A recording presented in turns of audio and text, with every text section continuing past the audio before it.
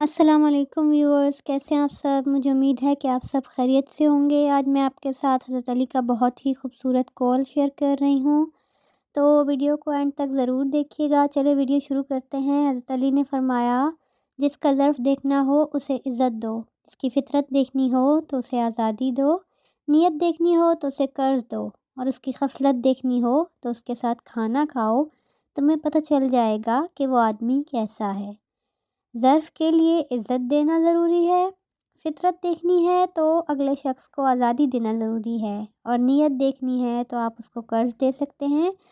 جب وہ قرض کی ادائیگی کو اچھے طریقے سے پورا کرے گا تو آپ کو اس کی نیت کا علم ہو جائے گا کہ اس کی نیت کیسی ہے۔ اور اگر کسی کی خصلت یا عادت دیکھنی ہو تو اس کے ساتھ کھانا کھاؤ، کھانا کھانے کے بعد آپ کو خود پتہ چل جائے گا کہ اگلا بندہ کیسا ہے۔